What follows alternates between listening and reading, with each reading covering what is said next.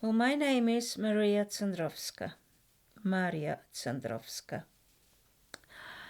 Born in Poland, in a place called Zarudi, powiat Brody, województwo tarnopolskie. My parents were born in Kraków, but we moved to Brody. I don't know why, but I was too small to know anything at all. That's where I was born. I was born in 1935. I had a father named Ignacy, mother Wiktoria. There was 8 children in the family. The eldest was Alexander, then there was Janina, then there was Aniela, Czesław, Henrik, myself, Maria. Then I had younger sister Irena and the youngest baby Stanisław. Now in 1940, Russians came in and forced us out of our houses and took us out to Siberia. All I can remember is, I remember a lot of running around and movements in the house. I didn't know why and what was going on. In the end, we were packed, all the children, we were packed in the sleigh, covered with quilts, and driven out to the railway station, packed on the trucks, railway, and taken to Siberia. Don't remember at all what was going on. All I can remember is being on a train driven from one place to another. My father died on the train. He was just simply thrown out of the train, as a lot of people who died on the train. They did the same thing with them. They just Russians threw them out on the snow. I assumed we were all there. Father died on the train. As I said, he was just thrown away. My 2 sisters, as I remember, they were taken ill and taken off the train. And the rest of us were taken to some place. I can't remember where it was. And put in some sort of hut. As I said, I can't remember a lot. I wasn't old enough to go to any school or anything like that. My brother worked. I can't remember what Alexander did, but the younger brother, he used to go to work in forests. He worked in forests. And the smaller children stayed at home. Mother looked after us. How long for? I just can't remember. Then we were back on the train, going from one place to another. I can't remember where. And a train stopped. At some point, train stopped. And the second oldest brother jumped off the train to see if we could get some. They used to have boiling water at the side of the rail track, and people used to get off, try to get this boiling water called kipiatok. And the train moved off, and he was left behind. As I found out later, he managed to jump on the last wagon. That's fine, don't worry. A coach, wagon, truck, Yeah. it doesn't. But he did manage to get back with his family. So he was left on his own. Well, the next thing I remember, where in Russia it was, whether it was in Russia, whether it was somewhere, must have been in Russia, because I remember I was taken ill with typhus, and so did my younger sister, Irena. We were both ill with typhus, and they took us to hospital. Must have been Russian because I can remember them speaking Russian. So must have been Russian hospital. How long I stayed there, I don't know, but at one point I was told that my sister had died. So I cried a lot. When I was told that my sister died, I cried a lot because I felt alone. Sorry.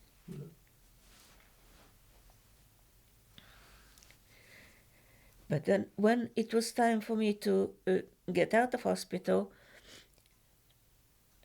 a lady came to pick me up, and from hospital they took me straight to the orphanage.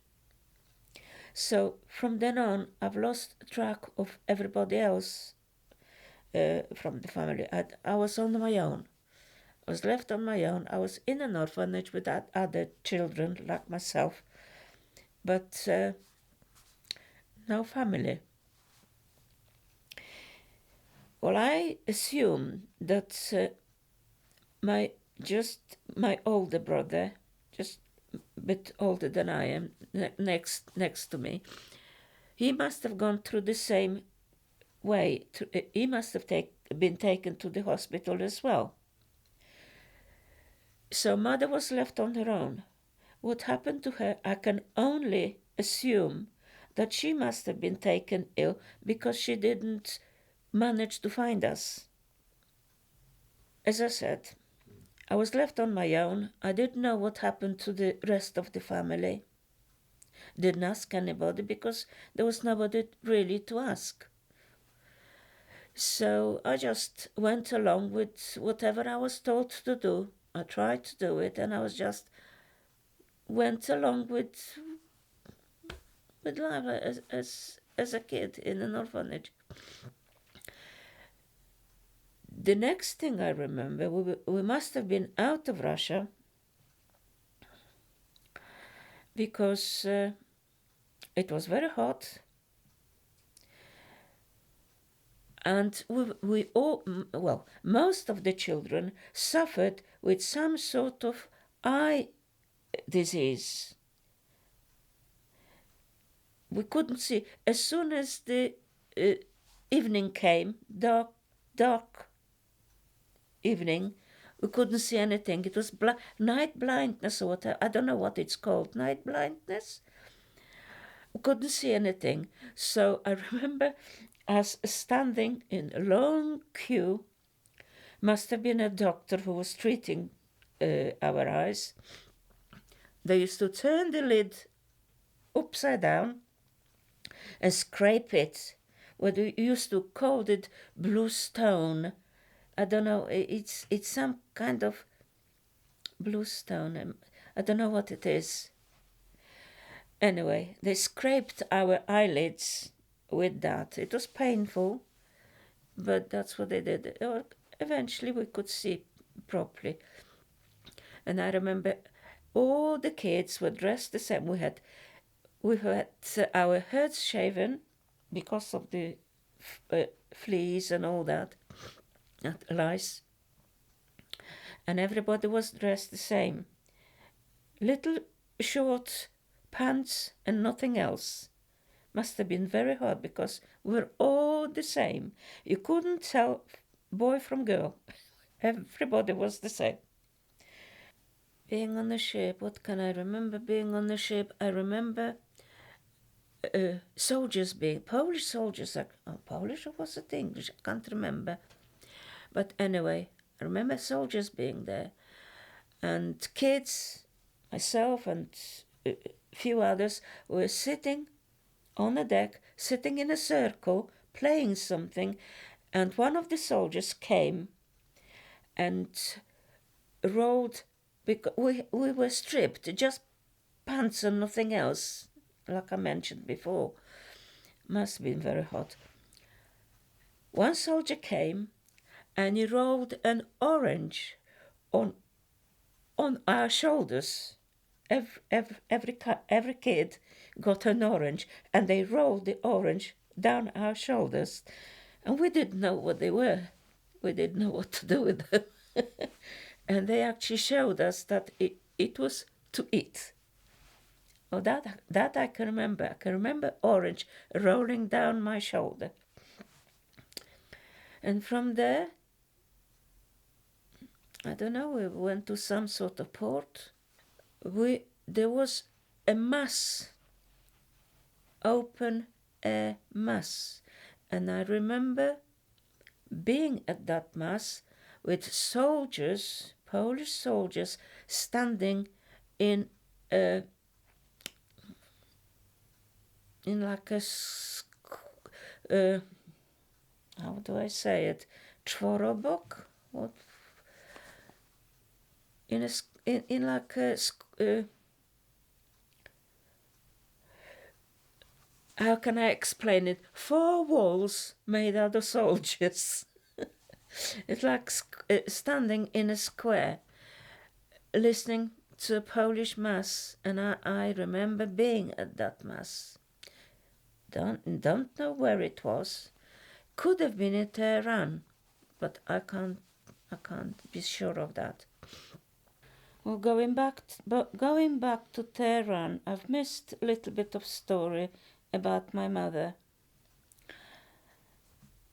After she's lost all her children, I only assume that she was taken ill herself. But she was searching for her children, couldn't find them. But she had a brother who was in the army, and he was searching for his sister. He was searching for her. He was searching for his sister. He found her in Tehran, very poorly. There were lots of people just lying on the ground, on their blankets, whether it was hospital, whatever it was. And he found her there, very poorly. And then she had a chance to ask him about her children. So he managed to tell her where more or less everybody was.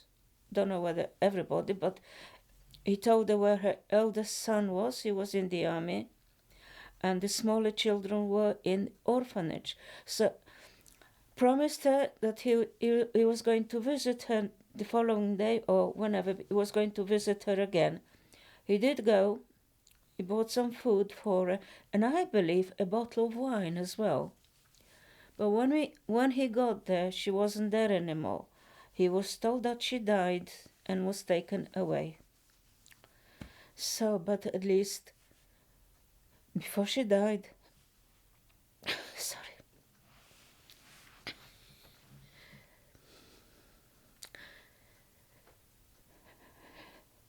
Before she died, she found out about her children, that they were safe. After the Middle East, I can't remember the journey at all. All I can remember is we ended up in Africa, a place called Tengeru. And the closest town to the place that we stayed was Arusha. That was town closest to Tengeru where we stayed. Stayed in round huts to start with, and then we were moved into barracks, long huts, with the little partition in the middle for the lady that looked after us. It was divided in 2 sections, each contained, I can't remember whether it was 6 or 12 girls, just girls.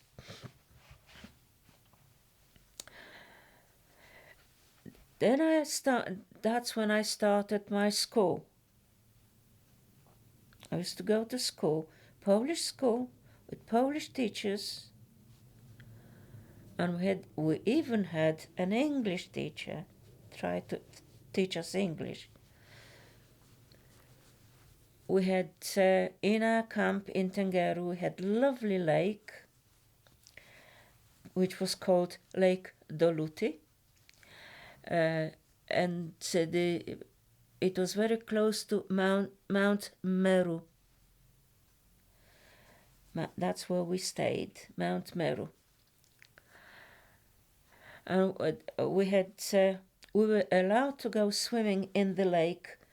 Boys one day, girls the following day. But we cheated because we could swim every day, but the other side of the lake. We weren't allowed to swim together, boys and girls together. So boys one day, girls the next day.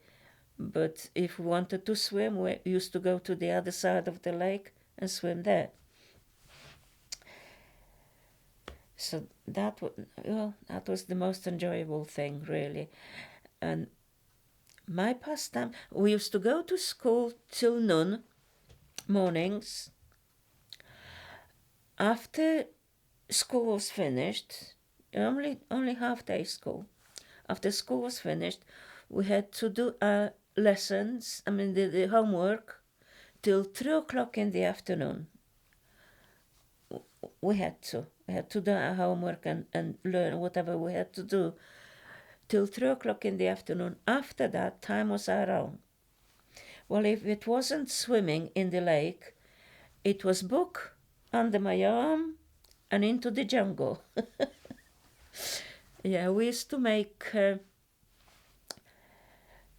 like tree houses high up in trees, sit there and read that's what I used to do, and sit there and read the book.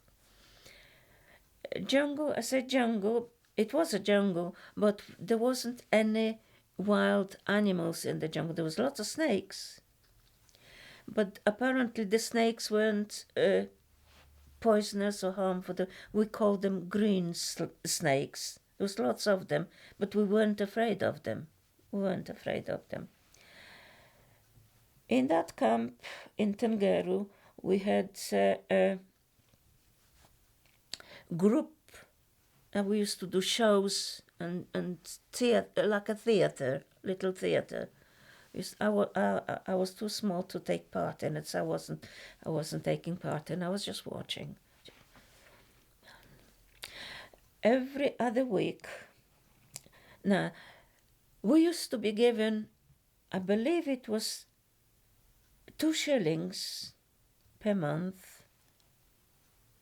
It was shillings, in Africa, shillings and cents.